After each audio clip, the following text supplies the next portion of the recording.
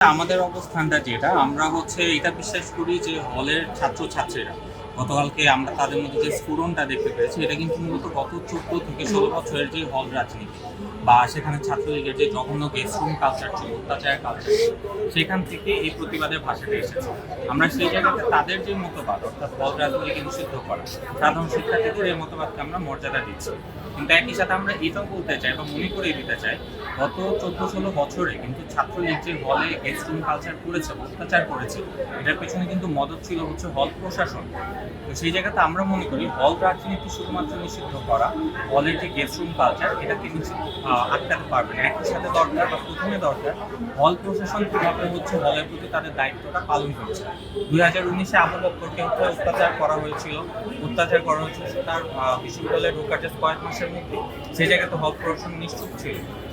এই ধরনের ঘটনা ছাত্রলীগকে আশকারা দিয়েছিল যে তারা আসলে আইন বহির্ভূত যে কোনো কাজ করতে পারে এবং সেটাকে তারা সেখানে বৈধতা দিয়েছে এক ধরনের।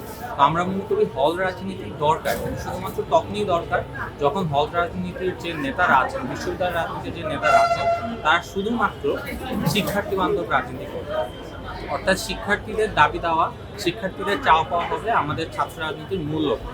এরকে ভিত্তি করেই আমরা চাই যে ঢাকা বিশ্ববিদ্যালয়ের ছাত্র রাজনীতি চলমান।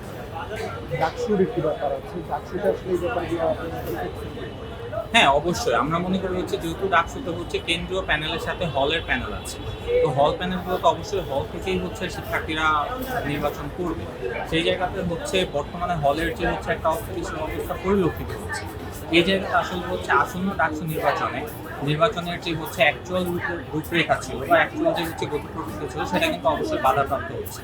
এবং এটা আমরা মনে করি যে ঢাকা বিশ্ববিদ্যালয় স্থিতিশীল শিক্ষার্থী বান্ধব পরিস্থিতির যে সিচুয়েশন, সেটাকে এটা নষ্ট করছে। এবং অবিলম্বে যদি হলগুলোতে স্থিতিশীলতা ফেরত না আসে, ডাকসু নির্বাচন আসলে তার যে মূল লক্ষ্য শিক্ষার্থী বান্ধব একটি হল সংসদ বা ছাত্র সংসদ দেওয়া, সেটি দিতে ব্যর্থ।